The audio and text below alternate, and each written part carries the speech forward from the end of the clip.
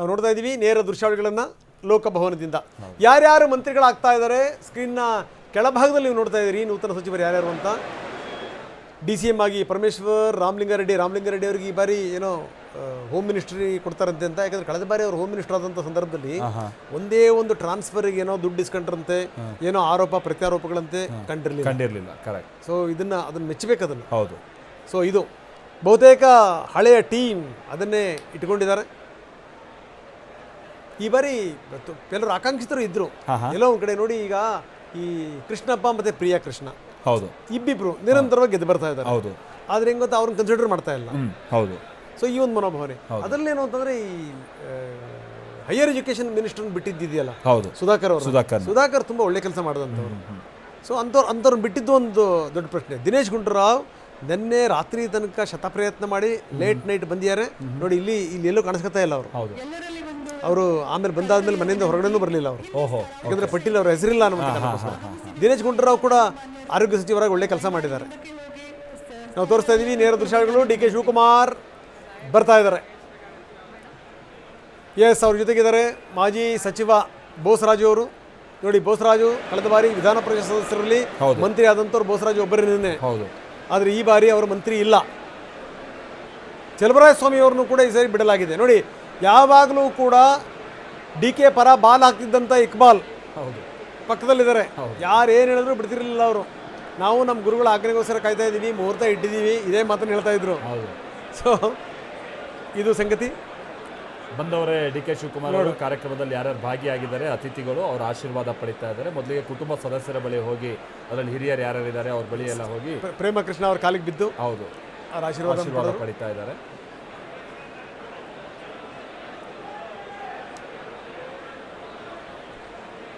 ಆಮೇಲೆ ಭಾಳ ದೊಡ್ಡ ಕುಟುಂಬ. ಅದರಲ್ಲೂ ಈಗ ಅವರು ಬೀಗ್ತನ ಮಾಡಿದಂಥದ್ದು SM ಕೃಷ್ಣ ಅವರ ಕುಟುಂಬದ ಕುಡಿಯ ಜೊತೆಗೆ. ಹಾಗಾಗಿ ಭಾಳ ದೊಡ್ಡ ಕುಟುಂಬ. ರಾಜ್ಯದ ಭಾಳ ಖ್ಯಾತನಾಮರಲ್ಲಿ ಭಾಳಷ್ಟು ಮಂದಿ ಸದಸ್ಯರಿರುವಂಥ ಕುಟುಂಬವೂ ಕೂಡ ಹೌದು. ಆ ಕಾರಣಕ್ಕಾಗಿಯೇ ಅವರೆಲ್ಲ ಬಂದಿರುವಂಥ ಈ ಸಂದರ್ಭದಲ್ಲಿ ಹೋಗಿ ಅವರಿಂದ ಆಶೀರ್ವಾದ ಪಡಿತಾ ಇರೋದು, ಶುಭಾಶಯಗಳನ್ನು ಪಡಿತಾ ಇರುವಂಥದ್ದು. ನಿರ್ಮಲಾನಂದನಾಥ ಶ್ರೀಗಳು ಕೂಡ ಇದ್ದಾರೆ. ಶ್ರೀಗಳ ಆಶೀರ್ವಾದವನ್ನು ಕೂಡ ಪಡೆಯೋದಕ್ಕೆ DK ಶಿವಕುಮಾರ್ ಅವರು ಅವ್ರ ಬಳಿ ಹೋಗಿದ್ದಾರೆ. ಅವರು ಕೂಡ ಆಶೀರ್ವಾದ ಮಾಡೋದಕ್ಕೆ ಅವ್ರದ್ದೇ ಆದಂಥ ಕೆಲ ಕಾಣಿಕೆಗಳನ್ನು ತಂದಿದ್ದಾರೆ. ನಾವು ನೋಡ್ತಾ ಇದ್ವಿ. ಒಂದು ಹಾರವನ್ನು ಹಾಕಿ ನಿರ್ಮಲಾನಂದನಾಥ ಶ್ರೀಗಳು DK ಶಿವಕುಮಾರ್ ಅವರಿಗೆ ಆಶೀರ್ವಾದ ಮಾಡಿದ್ರು. DK ಶಿವಕುಮಾರ್ ಅವರು ಕೂಡ ಶ್ರೀಗಳ ಕಾಲಿಗೆ ಬಿದ್ದು ಆಶೀರ್ವಾದವನ್ನು ಪಡಿತಾ ಇರೋ ಸಂದರ್ಭ ನೋಡ್ತಾ ಇದ್ದೀವಿ.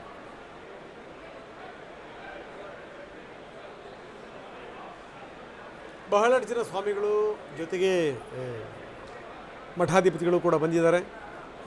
ಎಲ್ಲ ಧರ್ಮದ ಸ್ವಾಮೀಜಿಗಳು ಕೂಡ ಬಂದಿರೋದು. ಹೌದು. ಇಲ್ಲೂ ಕೂಡ ನಾವು ನೋಡ್ತಾ ಇದ್ದೀವಿ. ಇಲ್ಲಿದ್ದಾರೆ ನೋಡಿ, ಪ್ರಕಾಶನಾಥ್ ಸ್ವಾಮೀಜಿಗಳು, ವಿನಯ್ ಗುರುಜಿಯವರು, ಜೊತೆಗೆ ಕರಿವೃಷಭ ಹೌದು ಸ್ವಾಮೀಜಿಗಳು. ಇವರು ತುಂಬ ನಂಬುವಂಥವ್ರು. ಪಕ್ಕದಲ್ಲೇ ಸಂತೋಷ್ ಗುರೂಜಿಯವರಿದ್ದಾರೆ. ಈ ಥರ ಸ್ವಾಮಿಗಳ ಹಿಂಡು ದಂಡು ಕೂಡ ಇದೆ ದೊಡ್ಡ ಪ್ರಮಾಣದಲ್ಲಿ. ಹೌದು. ಮತ್ತೆ ತಮ್ಮ ಸ್ಥಾನವನ್ನು ಉಳಿಸಿಕೊಂಡಿರುವಂಥ ಕೃಷ್ಣ ಬೈರೇಗೌಡ ಇರೋದ್ರಲ್ಲೇ ತಮ್ಮ ವ್ಯಾಪ್ತಿನಲ್ಲಿ ಬಹಳ ಒಳ್ಳೆ ಕೆಲಸಗಳನ್ನು ಮಾಡಿದ್ದಾರೆ. ಬಹುಶಃ ಈ ಸಂದರ್ಭದಲ್ಲಿ ಏನಂದ್ರೆ ಕೆಲವೊಂದು ಅಪಸ್ವರಗಳಿರ್ಬೋದು, ಆದರೆ ಸರಿಯಾದ ರೀತಿಯಲ್ಲಿ ಅವರು ಮಾಡಿದ್ದನ್ನು ಇಂಪ್ಲಿಮೆಂಟ್ ಮಾಡಿದರೆ ಮುಂದೆ ಒಂದಲ್ಲ ಒಂದು ದಿವಸ ಒಂದು ಒಳ್ಳೆ ರಿಸಲ್ಟ್ ಸಿಗುತ್ತೆ. ಒಂದು ಸ್ಟ್ರೀಮ್ ಲೈನಿಂಗ್ ತರೋ ಪ್ರಯತ್ನ ಮಾಡಿದ್ದಾರೆ. ಹೌದು. ಆದರೆ ಈ ಬಾರಿ ಅವರಿಗೆ ಆ ಖಾತೆ ಸಿಗುತ್ತೆ ಅಲ್ವೋ ಗೊತ್ತಿಲ್ಲ. ಹೌದು. ಯಾಕಂದ್ರೆ ಕಳೆದ ಬಾರಿ ನಾವು ಇಂಟರ್ವ್ಯೂ ಮಾಡಿದಂಥ ಸಂದರ್ಭದಲ್ಲಿ ಅವ್ರು ಹೇಳಿದ್ರು, ನಾನು ಹೋಗಬೇಕು ಅಂತ ನಮ್ಮವರೇ ತುಂಬಾ ಜನ ಕಾಯ್ತಾ ಇದ್ದಾರೆ, ಮುಂದೆ ನನಗೆ ಈ ಸ್ಥಾನ ವಂಚಿತ ಆದರೂ ನನಗೆ ಅಚ್ಚರಿಲ್ಲ ಅನ್ನೋ ಮಾತನ್ನು ಹೇಳಿದ್ರು. ಎಸ್, ನಾವು ನೋಡ್ತಾ ಇದ್ದೀವಿ. ಜೊತೆಗೆ ತರಳಬಾಳು ಶ್ರೀಗಳು ಕೂಡ ಬಂದಿದ್ದಾರೆ. ಸಿರಿಗೆರೆ ಬೃಹನ್ಮಠದ ಸ್ವಾಮೀಜಿಗಳು, ಜೊತೆಗೆ ವಾಲ್ಮೀಕಿ ಸಮುದಾಯದ ಸ್ವಾಮಿಗಳು, ಎಲ್ಲ ಸಮುದಾಯದ ಸ್ವಾಮೀಜಿಗಳು ಕೂಡ ಇದ್ದಾರೆ.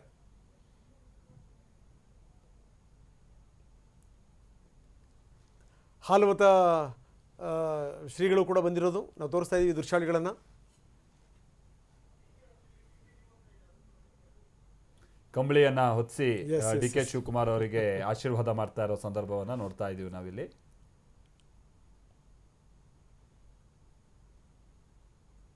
ಕನಕಪೀಠದ ಶ್ರೀಗಳು ಬಂದಿದ್ದಾರೆ, ವಚನಾನಂದ ಸ್ವಾಮೀಜಿ ಇದ್ದಾರೆ. ಹೀಗೆ DK ಶಿವಕುಮಾರ್ ಅವರನ್ನ ಎಲ್ಲರೂ ಆಶೀರ್ವದಿಸ್ತಾ ಇದ್ದಾರೆ. DK ಶಿವಕುಮಾರ್ ಅವರು ಕೂಡ ಅಷ್ಟೇ ಕಾರ್ಯಕ್ರಮಕ್ಕೆ ಬರ್ತಾ ಇದ್ದಾಗೆ ನೇರವಾಗಿ ಹೋದಂಥದ್ದು. ಮೊದಲಿಗೆ ಕುಟುಂಬ ಸದಸ್ಯರಲ್ಲಿ ಯಾರು ಕಂಡ್ರು ಅವರು ಆಶೀರ್ವಾದ ಪಡೆದು ಸೀದಾ ಈ ಮಠಾಧೀಶರುಗಳ ಬಳಿ ಆಮೇಲೆ ಎಲ್ಲೂ ಗೊಂದಲ ಆಗಬಾರ್ದು, ಒಕ್ಕಲಿಗ ಸಮುದಾಯದ ಒಂದು ಪ್ರಬಲ ಸಮುದಾಯದ ವ್ಯಕ್ತಿ ಮುಖ್ಯಮಂತ್ರಿ ಆಗ್ತಾ ಇರೋದು ಅಂಥೇಳಿ ಈ ಥರ ಸಣ್ಣ ಪುಟ್ಟ ಜಾತಿಗಳಾಗಿರ್ಬೋದು ಅಥವಾ ಈ ಥರ ಸಮುದಾಯಗಳಿಗೆ ಏನಾದರೂ ಒಂದು ಬೇಸರನೋ ಮತ್ತೊಂದು ಇದು ಯಾವುದೋ ಆಗಬಾರ್ದು ಅನ್ನುವಂಥ ನಿಟ್ಟಿನಲ್ಲಿ ಅವ್ರು ಇಡ್ತಾ ಇರುವಂಥ ಎಚ್ಚರಿಕೆ ಹೆಜ್ಜೆ ಪ್ರತಿಯೊಂದು ಹಂತದಲ್ಲೂ ಕೂಡ ನಮಗೆ ಗಮನಕ್ಕೆ ಬರ್ತಾ ಇದೆ. ಆ ಕಾರಣಕ್ಕಾಗಿಯೇ ಬಹುತೇಕ ಎಲ್ಲ ಸಮುದಾಯಗಳಿಗೆ ಸಂಬಂಧಪಟ್ಟಾಗಿನ ಶ್ರೀಗಳನ್ನು ಇವತ್ತು ಆಹ್ವಾನವನ್ನು ಕೊಡಲಾಗಿತ್ತು. ಭಾಳ ಪರ್ಸ್ನಲ್ ಆಗಿ ಅವರೇ ಕರೆ ಮಾಡಿದ್ರು ಹಲವರಿಗೆ ಅನ್ನೋದು ಕೂಡ ತಿಳಿದು ಬರ್ತಾ ಇದೆ. ಆ ನಂತರದಲ್ಲಿ ಹೋಗಿ ಅವರು ಆಶೀರ್ವಾದ ಪಡಿತಾ ಇದ್ದಾರೆ. ಆಮೇಲೆ ನಾವು ಇದನ್ನು ಕೇರಳದಲ್ಲಿ ಎಗೈನ್ ಇದನ್ನು ಗಮನಿಸ್ತೀವಿ ಅಂತಂದರೆ ಸರ್ವಧರ್ಮಕ್ಕೆ ಸಂಬಂಧಪಟ್ಟ ಹಾಗಿನ ಏನು ಶ್ರೀಗಳು ಬಂದಿರ್ತಾರೆ. ಸೊ ಸರ್ವಧರ್ಮಕ್ಕೆ ಸಂಬಂಧಪಟ್ಟ ಹಾಗಿನ ಗುರುಗಳು ಬಂದಿರ್ತಾರೆ, ಮೌಲ್ವಿಗಳು, ಫಾದರ್ಸು, ಈ ಥರ ಎಲ್ಲ. ಇವತ್ತು ಕೂಡ ಹಾಗೆ ಈ ಕ್ರೈಸ್ತ ಸಮುದಾಯಕ್ಕೆ ಸಂಬಂಧಪಟ್ಟಂಥವರು ಕೂಡ ಬಂದಿದ್ದಾರೆ. ಆಮೇಲೆ ಏನು ಮುಸ್ಲಿಂ ಸಮುದಾಯಕ್ಕೆ ಸಂಬಂಧಪಟ್ಟ ಹಾಗಿನ ಮೌಲ್ವಿಗಳನ್ನು ಕರೆಯಲಾಗಿದೆ. ಹೀಗಾಗಿ ಸರ್ವ ಧರ್ಮದ ಸೇವೆ ಮಾಡಿಕೊಂಡು ನಾವು ಸರ್ಕಾರ ನಡೆಸ್ತೀವಿ ಅನ್ನುವಂಥ ಒಂದು ಸೂಚನೆ ಕೊಡೋ ಪ್ರಯತ್ನವನ್ನು ಡಿ ಕೆ ಶಿವಕುಮಾರ್ ಅವರು ತಮ್ಮ ಕಾರ್ಯಕ್ರಮದ ಮುಖೇನವಾಗಿಯೇ ಅದನ್ನು ಶುರು ಮಾಡಿದ್ದಾರೆ, ಅಂಥ ಒಂದು ಸೂಚನೆ ಕೊಡೋದನ್ನು.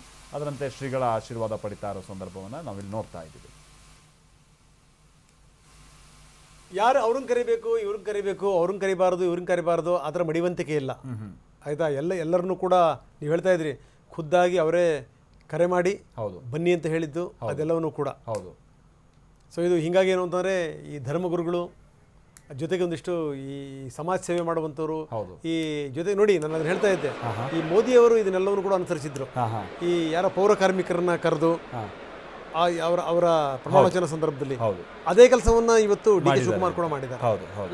ಇಲ್ಲಿ ಏನು ಅಂತಂದ್ರೆ ಯಾವುದು ಸಕ್ಸಸ್ ಸೂತ್ರ ಇದೆಯಲ್ಲ, ಆ ಸೂತ್ರಕ್ಕೆ ಜೈ ಅನ್ನೋದ್ರಲ್ಲಿ ಯಾವುದೇ ತಪ್ಪಿಲ್ಲ ಅಂತ. ಯಾಕಂದ್ರೆ ಅದು ಸಮಾಜಮುಖಿ ಆಗಿರುತ್ತಲ್ಲ. ಎಸ್, ಜಮೀರ್ ಅಹಮದ್ ಖಾನ್ ಅವ್ರು ನೋಡ್ತಾ ಇದೀವಿ, ವಿಶೇಷವಾದ ದೃಶ್ಯ. ಹೌದು, ನೀವು ಹೇಳ್ತೀರ. ಯಾಕಂದ್ರೆ ಜಮೀರ್ ಅಹಮದ್ ಖಾನ್ ಅವರ ಆಡಿಯೋ ವಿಚಾರ ರಾಜ್ಯದಲ್ಲೆಲ್ಲ ಬಹಳ ಸುದ್ದಿ ಆಯಿತು, ಅದು ಕೇಂದ್ರ ತನಕ ಹೋಗಿ ಬಂತು. ಆ ಕಾರಣಕ್ಕಾಗಿಯೇ ಅವರಿಗೀಗ ಮಂತ್ರಿ ಸ್ಥಾನ ಸಿಗೋದು ಕಷ್ಟ ಅನ್ನುವಂಥ ಸನ್ನಿವೇಶ ಇತ್ತು. ಅದರಂತೆ ಮೊದಲ ಪಟ್ಟಿ ಇಲ್ಲ ಅವ್ರ ಹೆಸರು. ಡಾಲಿ ಧನಂಜಯ್ ಸೇರಿದಾಗೆ ಸಿನಿರಂಗಕ್ಕೆ ಸಂಬಂಧ ಅಲ್ಲ, ಈ ಕಡೆ ಇನ್ಫೋಸಿಸ್ ನಾರಾಯಣ ಮೂರ್ತಿಗಳು ಮತ್ತೆ ಸುಧಾಮೂರ್ತಿ ಅವರು ಕೂಡ ಬಂದಿದ್ದಾರೆ. ಹೌದು. ಸೊ ಅವರಿಗೆ ಕಾಲಿಗೆ ಬಿದ್ದಿವರು ಆಶೀರ್ವಾದ ಪಡೆದರು. ಡಾಲಿ ಧನಂಜಯ್ ಅವ್ರು ನೋಡ್ತಾ ಇದ್ದೀವಿ, ಜಯಮಾಲಾ ಅವ್ರನ್ನ ನೋಡ್ತಾ ಇದ್ದೀವಿ, ಆ ಕಡೆಗೆ ಅರ್ಜುನ್ ಜನ್ಯ ಇದ್ದರು, ಈ ಕಡೆಗೆ ಸಾರಾ ಗೋವಿಂದು. ಹೀಗೆ ಚಿತ್ರರಂಗದವರು, ಸಾಮಾಜಿಕ ಹೋರಾಟಗಾರರು, ಸಮಾಜ ಸೇವೆಯವರು, ರಾಜಕಾರಣಿಗಳು, ಸ್ವಾಮೀಜಿಗಳು, ಧರ್ಮಗುರುಗಳು, ಹೀಗೆ ಎಲ್ಲರ ಸಮ್ಮುಖದಲ್ಲಿ ಇವರ ಪ್ರಮಾಣ ವಚನ. ನಾನು ಹೇಳ್ತಾ ಇದ್ದೆ ಆಗಲೇ, ಪೌರ ಕಾರ್ಮಿಕರನ್ನೂ ಕೂಡ ಇವತ್ತು ಕರೆದಿದ್ದಾರೆ ಅಂತ. ಉದ್ಯಮಿಗಳಿದ್ದಾರೆ, ಉದ್ಯಮಿಗಳಿಂದ ಹಿಡಿದು ಪೌರ ಕಾರ್ಮಿಕರ ತನಕ.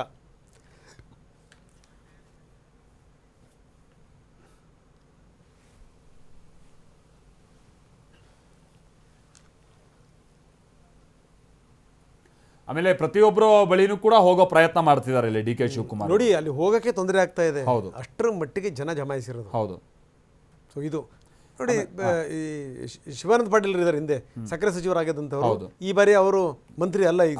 ಹೌದು ಹೌದು, ಮೊದಲ ಹಂತದಲ್ಲಿ ಇಲ್ಲ, ಎರಡನೇ ಹಂತದಲ್ಲಿ ಬರಬಹುದೇನೋ. ಹೌದು. ಆಮೇಲೆ ಇನ್ನೊಂದಂದ್ರೆ ಅವರ ಉಡುಗೆ ತೊಡುಗೆ, ಅವ್ರು ಹಾಕ್ಬೇಕಾದಂತ ಮಾಲೆ, ಇದೆಲ್ಲದರ ಕಡೆನೂ ಕೂಡ ಡಿ ಕೆ ಶಿವಕುಮಾರ್ ಅವರ ಗಮನ ಇದೆ. ಯಾಕಂದ್ರೆ ಅಲ್ಲಿ ಬಂದಂತ ಸಂದರ್ಭದಲ್ಲಿ ಹಲವರು ಬೇರೆ ಬೇರೆ ತರನಂತ ಹಾರಗಳನ್ನ ಅವ್ರಿಗೆ ಹಾಕಿದ್ರು, ಶಾಲ್ಗಳನ್ನ ಹೊತ್ಸಿದ್ರು. ಅವ್ರು ಏನ್ ಬರುವಂತ ಸಂದರ್ಭದಲ್ಲಿ ಒಂದು ಮಾಲೆಯನ್ನ ಹಾಕೊಂಡ್ ಬಂದಿದ್ದಾರೆ, ಅದನ್ನ ಬಿಟ್ಟು ಉಳಿದಂಥದ್ದೆಲ್ಲವನ್ನು ಅಲ್ಲೇ ತೆಗೆದ್ರು. ಅವರು ಪಕ್ಕದಲ್ಲೇ ಬಂದು ಎಲ್ಲವನ್ನು ತೆಗೆದು ಮತ್ತೆ ಅಲ್ಲೇ ತಮ್ಮ ಜೊತೆಗೆ ಇರುವಂಥವ್ರಿಗೆ ಕೊಟ್ಟು ಅವ್ರು ಮುಂದಕ್ಕೆ ಹೋಗ್ತಾ ಇದ್ದಾರೆ. ಅಂದ್ರೆ ಅವ್ರು ಇವತ್ತು ಹೇಗಿರಬೇಕು, ಪೂಜೆ ಪುನಸ್ಕಾರದಿಂದ ಹಿಡಿದು ದೇವರ ಆಶೀರ್ವಾದದಿಂದ ಹಿಡಿದು ಅದೇನು ಅವರಿಗೊಂದು ಸೂಚನೆ ಕೊಟ್ಟಿದ್ದಾರೋ ಅದೇ ರೀತಿಯಾಗಿ ನಡ್ಕೊಳ್ತಾ ಇದ್ದಾರೆ. ಶಿವಣ್ಣ ಕೂಡ ಬಂದಿದ್ದಾರೆ, ನೋಡ್ತಾ ಇದ್ದೀರಾ ನೀವಲ್ಲಿ. ಹ್ಯಾಟ್ರಿಕ್ ಇರೋ ಶಿವರಾಜ್ ಕುಮಾರ್ ಅವರು ಕೂಡ ಪತ್ನಿ ಜೊತೆಗೆ ಕಾರ್ಯಕ್ರಮಕ್ಕೆ ಬಂದಿದ್ದಾರೆ. ಡಿ ಕೆ ಶಿವಕುಮಾರ್ ಅವರ ಪುತ್ರಿ ಮತ್ತು ರಮ್ಯಾ ಅವರು ಶಿವಣ್ಣ ಅವರನ್ನು ಮಾತನಾಡಿಸ್ತಾ ಇರೋದು, ಉಭಯ ಕುಶಲೋಪರಿ, ಇದೆಲ್ಲ ಕಂಡು ಬರ್ತಾ ಇದೆ.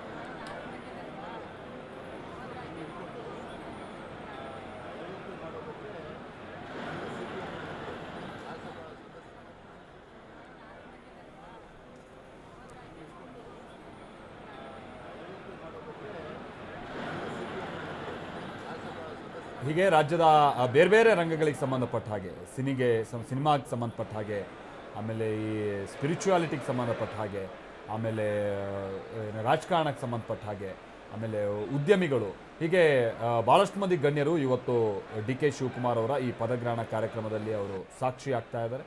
ಆಮೇಲೆ ಕೇವಲ ಮುಂದಿನ ಲೈನಲ್ಲಿ ಇದ್ದಂಥವ್ರನ್ನ ಮಾತನಾಡಿಸಿ ಆ ನಂತರ ಉಳಿದಂಥವ್ರನ್ನೆಲ್ಲ ಮಾತನಾಡ್ಸೋಣ ಅನ್ನುವಂಥ ರೀತಿಯಾಗಲ್ಲ. ಕೊನೆಯ ಸಾಲಿನ ತನಕನೂ ಕೂಡ ಇಲ್ಲಿ ಡಿ ಕೆ ಶಿವಕುಮಾರ್ ಅವರು ಭಾಳ ವೈಯಕ್ತಿಕವಾಗಿ ಹೋಗಿ ಅಲ್ಲಿ ಅಭಿನಂದನೆ ಸಲ್ಲಿಸ್ತಾ ಇರುವಂಥ ಸಂದರ್ಭದಲ್ಲೆಲ್ಲ ಅವ್ರು ಭಾಗಿಯಾಗ್ತಾ ಇರೋದನ್ನು ನೋಡ್ತಾ ಇದ್ದೀವಿ. ಇಲ್ಲಿ ನಾವು ನೋಡ್ತಾ ಇದೀವಲ್ಲ, ಬಹುಶಃ ಸಮರ್ಥ ಶಾಮ್ನೂರು ಹಿಂದೆ ಕಣ್ಣಂಗೆ ಆಗ್ತಾ ಇತ್ತು, ಜೊತೆಗೆ ಯೋಗೀಶ್ವರ್ ಅವರು ಕೂಡ ಕಾರ್ಯಕ್ರಮಕ್ಕೆ ಬರ್ತಾ ಇರುವಂಥ ಸಂದರ್ಭವನ್ನು ನೋಡ್ತಾ ಇದ್ದೀವಿ ನಾವಲ್ಲಿ. ಅವರೆಲ್ಲ ಡಿ ಕೆ ಶಿವಕುಮಾರ್ ಅವರ ಪರವಾಗಿ ಭಾಳ ಮೊದಲಿನಿಂದಲೂ ಕೂಡ ಬ್ಯಾಟ್ ಬೀಸ್ತಾ ಇದ್ದಂಥವರಲ್ಲಿ ಪ್ರಮುಖರು. ನೀವು ಇಲ್ಲಿ ನೋಡ್ತಾ ಇದ್ದೀರಲ್ಲ, ಒಕ್ಕಲಿಗ ಸಂಸ್ಥಾನಕ್ಕೆ ಸಂಬಂಧಪಟ್ಟ ಹಾಗೆ ನಿರ್ಮಲಾನಂದನಾಥ ಶ್ರೀಗಳು ಒಂದು ಹಾರವನ್ನು ತೊಡಿಸ್ತಾರೆ. ಅದಾದ ನಂತರ ಅಲ್ಲಿ ಅವರಿಗೆ ಆಶೀರ್ವಾದವನ್ನು ಮಾಡ್ತಾರೆ. ಆ ಸನ್ನಿವೇಶ ನೋಡ್ತಾ ಇದ್ದೀವಿ. ಅದರ ಮುಂದುವರೆದ ಭಾಗವಾಗಿ ಹೀಗೆ ಡಿ ಕೆ ಶಿವಕುಮಾರ್ ಅವರು ಕೊನೆ ಸಾಲಿನಲ್ಲಿ ಯಾರ್ಯಾರು ಕೂತಿದ್ದಾರಲ್ಲ ಅಲ್ಲಿ ತನಕನೂ ಕೂಡ ಹೋಗಿ ಅವರಿಗೆಲ್ಲ ಅವ್ರು ಏನು ಅಭಿನಂದನೆಯನ್ನು ಸಲ್ಲಿಸ್ತಾ ಇದ್ದಾರೆ ಅದನ್ನು ಪಡ್ಕೊಂಡು ಬರ್ತಾ ಇರುವಂಥದ್ದನ್ನು ನೋಡ್ತಾ ಇದ್ದೀವಿ ನಾವಿಲ್ಲಿ. ಬೇರೆ ಬೇರೆ ಕನ್ನಡ ಪರ ಸಂಘಟನೆಗಳಿಗೆ ಸಂಬಂಧಪಟ್ಟ ಹಾಗಿನ ಯಾರೆಲ್ಲ ಸದಸ್ಯರುಗಳಿದ್ದಾರೆ ಅಥವಾ ಸಂಘಟನೆಗಳ ಪ್ರಮುಖರಿದ್ದಾರೆ ಅಂಥವರು ಕೂಡ ಈ ಕಾರ್ಯಕ್ರಮದಲ್ಲಿ ಭಾಗಿಯಾಗಿರೋದನ್ನು ನೋಡ್ತಾ ಇದ್ದೀವಿ.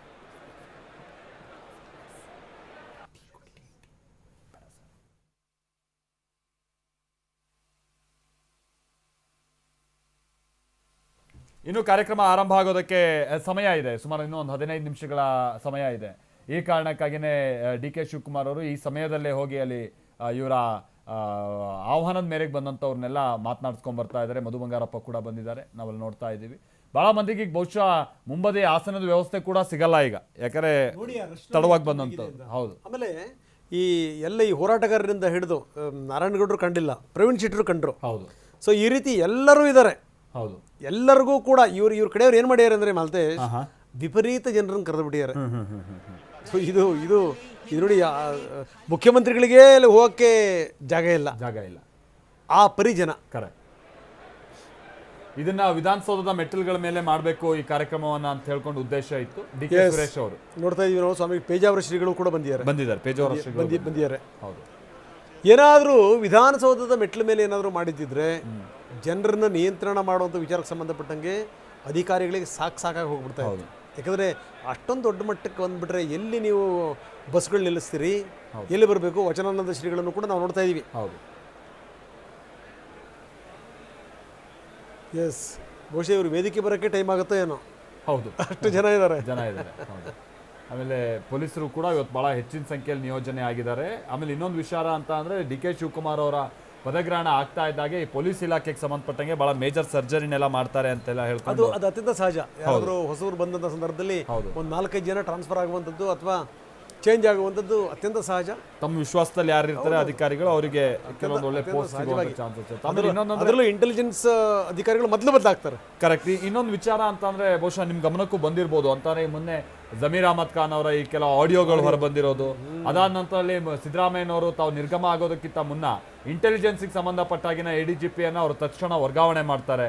ಲಾಬುರಾಮ್ ಅವರಿಗೆ ಈಗ ತಾತ್ಕಾಲಿಕವಾಗಿ ಆ ಹುದ್ದೆಯನ್ನ ಕೊಡಲಾಗಿದೆ. ಅಂದ್ರೆ ಇಲ್ಲಿ ಏನಾಗ್ತಾ ಇದೆ ಪೊಲೀಸ್ ಡಿಪಾರ್ಟ್ಮೆಂಟ್ ಅಲ್ಲಿ ಅನ್ನುವಂಥದ್ದು 4 ಬಾರಿ ಬದಲಾಗಿದ್ದು. ಹೌದು. ಇತಿಹಾಸದಲ್ಲಿ ಎಷ್ಟೊಂದ್ಸರಿ ಬದಲಾಗಿದ್ದಿಲ್ಲ. ಇದು ಹೌದು. ಆ ಕಾರಣಕ್ಕಾಗಿ ಪೊಲೀಸ್ ಇಲಾಖೆಗೆ ಸಂಬಂಧಪಟ್ಟಂಗೆ ಬಹಳ ಮೇಜರ್ ಆದಂತ ಕೆಲ ಸರ್ಜರಿಗಳು ಆಗ್ಬೋದು. ಇಲ್ಲಿ ನೋಡ್ತಾ ಇದೀವಲ್ಲ, ಕೆಲ ಮಠಾಧೀಶರುಗಳು ವೇದಿಕೆ ಮೇಲಿದ್ದಾರೆ, ಹಾಗೆ ಮೌಲ್ವಿಗಳಿದ್ದಾರೆ. ಕುಕ್ಕೆ ಸ್ವಾಮೀಜಿಗಳು ಕೂಡ ಇದ್ದಾರೆ. ಆ ಕಡೆ ಮೇಲ್ಗಡೆ ಭಾಗದಿಂದ 200. ಓಕೆ. ಸೊ ಹೀಗೆ ಪಶ್ಚಿಮಾಭಿಮುಖವಾಗಿರುವಂಥ ವೇದಿಕೆಯಲ್ಲೂ ಈ ಕೆಲ ಸ್ವಾಮೀಜಿಗಳಿಗೆಲ್ಲ ಕೂರೋದಕ್ಕೆ ಅವಕಾಶ ಮಾಡಿಕೊಡಲಾಗಿದೆ. ಪೂರ್ವಾಭಿಮುಖವಾಗಿ ಹೊಸ ವೇದಿಕೆಯನ್ನು ಸೃಷ್ಟಿ ಮಾಡಲಾಗಿದೆ. ಡಿ ಕೆ ಶಿವಕುಮಾರ್ ಅವರು ಸದ್ಯ ಈಗ ವೇದಿಕೆ ಮೇಲೆ ಬರ್ತಾ ಇದ್ದಾರೆ. ಅಲ್ಲೂ ಕೂಡ ಈಗ ಆಲ್ರೆಡಿ ಭಾಳಷ್ಟು ಮಂದಿ ಶ್ರೀಗಳೆಲ್ಲ ಬಂದು ಡಿ ಕೆ ಶಿವಕುಮಾರ್ ಅವರನ್ನ ಎದುರುಗಾಣ್ತಾ ಇದ್ದಾರೆ, ನೋಡ್ತಾ ಇದ್ದಾರೆ.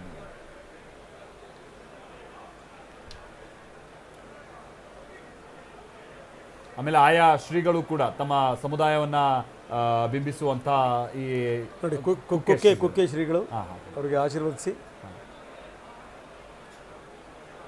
ದೇವರ ಪ್ರಸಾದವನ್ನು ಕೂಡ ಕೊಟ್ಟರು. ನೀವು ಹೇಳ್ದಂಗೆ ಎಲ್ಲ ಸಮುದಾಯಗಳ ನಾಯಕರು ನೋಡಿ, ಮುಸ್ಲಿಂ ಮುಖಂಡರುಗಳು ಕೂಡ ಇದ್ದಾರೆ. ಹೌದು.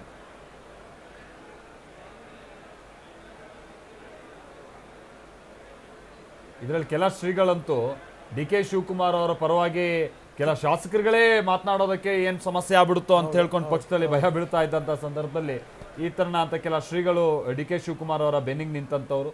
ಸೊ ಅವರೆಲ್ಲ ಇವತ್ತು ಆಹ್ವಾನವನ್ನು ಪಡೆದು ನೋಡಿ ನಾವು ಹೇಳೋದಂಥದ್ದು ಭವಿಷ್ಯ ಸತ್ಯ ಆಗ್ಬಿಡ್ತು ಅಂತ ಹೇಳ್ಕೊಂಡು ಅವರಿಗೂ ಕೂಡ ಒಂದು ಖುಷಿ ಸಂದರ್ಭ ಇದೆ, ಒಂದು ಸನ್ನಿವೇಶ ಇದೆ. ಅಲ್ಲ, ಎಷ್ಟೋ ಸಂದರ್ಭಗಳಲ್ಲಿ ಈ ಡಿ ಕೆ ಶಿವಕುಮಾರ್ ಏನ್ ಕೆಲಸ ಮಾಡಿದ್ದಾರೆ, ಡಿ ಕೆ ಶಿವಕುಮಾರ್ ಕೇಳ್ತಿದ್ರು ಇಲ್ವೋ, ಜೊತೆಗಿದ್ದಂತವ್ರು ಕೇಳ್ತಾ ಇದ್ರು, ಅವ್ರಿಗೆ ಕೂಲಿ ಕೊಡಿ ನೀವು, ಹೌದು, ಅವ್ರ ಕೆಲಸ ಕೂಲಿ ಕೊಡಬೇಕು ಅನ್ನುವಂತ ಮಾತು. ಹೌದು. ಸೊ ನೋಡಿ, ಇದು ಬೌದ್ಧ ಗುರುಗಳಿಂದ ಹಿಡಿದು ಕ್ರೈಸ್ತ ಸಮುದಾಯದ ಗುರುಗಳ ತನಕ. ಬೆಂಗಳೂರು ಕ್ಯಾಥೋಲಿಕ್ ಚರ್ಚ್ನ arch bishop doctor Peter Machado ಸೇರಿದಾಗೆ ಉಳಿದಂಥ ಈ ಕ್ರೈಸ್ತ ಧರ್ಮಗುರುಗಳು ಕೂಡ ಅಲ್ಲಿರುವಂಥದ್ದನ್ನು ನೋಡ್ತಾ ಇದ್ದೀವಿ.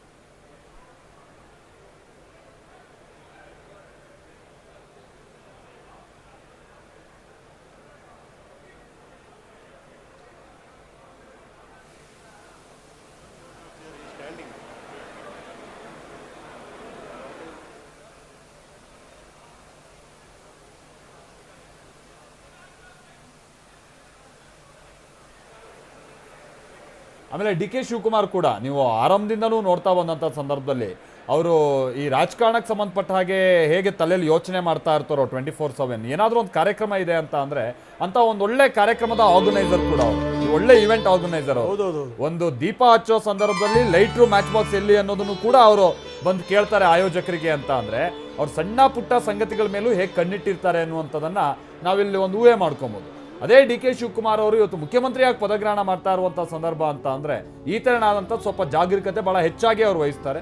ಅದರಂತೆ ನಾವಿಲ್ಲಿ ನೋಡ್ತಾ ಇದ್ದೀವಲ್ಲ, ಅವರು ಈ ಕಾರ್ಯಕ್ರಮದಲ್ಲಿ ಬಂದಂಥ ಪ್ರತಿಯೊಬ್ಬರ ಬಳಿನೇ ಹೋಗಿ ಅವರು ಅವ್ರ ವಿಶ್ವಾಸನ್ನು ಪಡಿತಾ ಇದ್ದಾರೆ ಅಂತ ಅಂದರೆ ಅದೊಂದು ಎಂಥ ಒಳ್ಳೆ ಗೆಸ್ಚರ್, ಎಂಥ ಒಂದು ನಡವಳಿಕೆ. ಆಮೇಲೆ ಬಂದಂಥವರಿಗೆ ಇವರು ಕೂಡ ಆಹ್ವಾನ ಕೋರುವಂಥ ರೀತಿ, ಅವರಿಂದ ಶುಭಾಶಯಗಳನ್ನು ಪಡೆಯೋ ರೀತಿ, ಆಮೇಲೆ ಇವರು ಕೂಡ ಒಂದು ಧನ್ಯವಾದ ಕೊಡುವಂಥ ರೀತಿ ನೀತಿಗಳಿದಾವಲ್ಲ, ಅದೆಲ್ಲ ಒಬ್ಬ ನಾಯಕನಿಗಿರ್ಬೇಕಾದಂಥ ಅತಿ ಮುಖ್ಯ ಗುಣಗಳು. ಸೊ ಅದು ಇಂಥ ದೊಡ್ಡ ಬ್ಯುಸಿ ಶೆಡ್ಯೂಲಲ್ಲೂ ಕೂಡ ಚಾಚು ತಪ್ಪದೆ ಪಾಲಿಸ್ತಾ ಇದ್ದಾರೆ ಡಿ ಕೆ ಶಿವಕುಮಾರ್.